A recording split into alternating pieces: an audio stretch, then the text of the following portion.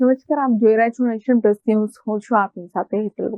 વડોદરા શહેરના રાજમહેલ રોડ ઉપર આવેલા શ્રી કાશી વિશ્વનાથ મહાદેવ મંદિર ખાતે આજે મહાશિવરાત્રિના પાવન પર્વ નિમિત્તે વહેલી સવારથી જ ભક્તોનું ભારે ઘોડાપૂર જોવા મળ્યું હતું. હર હર મહાદેવના જયઘોષ સાથે મંદિર પરિસર ભક્તિમય બની ગયું હતું. મહાશિવરાત્રિના પાવન અવસરે મંદિર ખાતે વિશેષ પૂજા અર્ચના, રુદ્રાભિષેક અને મહાઆરતીનું પણ આયોજન કરાયું હતું. શહેર તેમજ આસપાસના વિસ્તારોમાંથી મોટી સંખ્યામાં ભક્તો ભગવાન શિવના દર્શન અને અભિષેક કરવા માટે ઉમટી પડ્યા હતા. લાંબી કતારો હોવા છતાં ભક્તોમાં ભારે ઉત્સાહ જોવા મળ્યો હતો અને મંદિર ટ્રસ્ટ દ્વારા પણ ભક્તોને ભગવાન મહાદેવના દર્શનમાં કોઈ અડચણ ન આવે તે માટેની સુંદર વ્યવસ્થા વડોદરા પોલીસના સહયોગથી ગોઠવવામાં આવી હતી.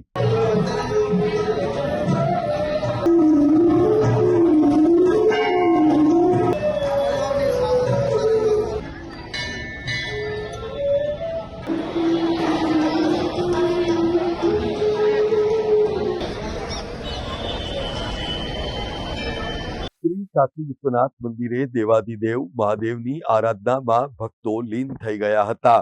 ઠેર ઠેર શિવ ભક્તો દ્વારા પ્રસાદ વિતરણ માટેના કાઉન્ટર્સ પણ બનાવવામાં આવ્યા હતા, જેનો મોટી સંખ્યામાં ભાવિક ભક્તોએ લાભ લીધો હતો.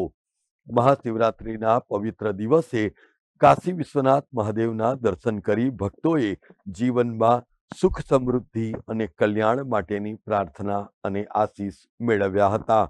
આજે સમગ્ર દિવસ દરમિયાન મંદિર પરિસરમાં પણ વિવિધ કાર્યક્રમોનું આયોજન કરવામાં આવ્યું છે, જેનો લાભ લેવા માટે શ્રી કાશી વિશ્વનાથ મંદિરના પૂજારી દ્વારા જાહેર અપીલ કરવામાં આવી હતી. રાજમહેલ રોડ પર આવેલું આ કાશી વિશ્વનાથ મહાદેવનું મંદિર છે. આ મંદિરની સ્થાપના થઈને 135 વર્ષ પૂરા થયા છે. આજે મહાશિવરાત્રિનો દિવસ છે.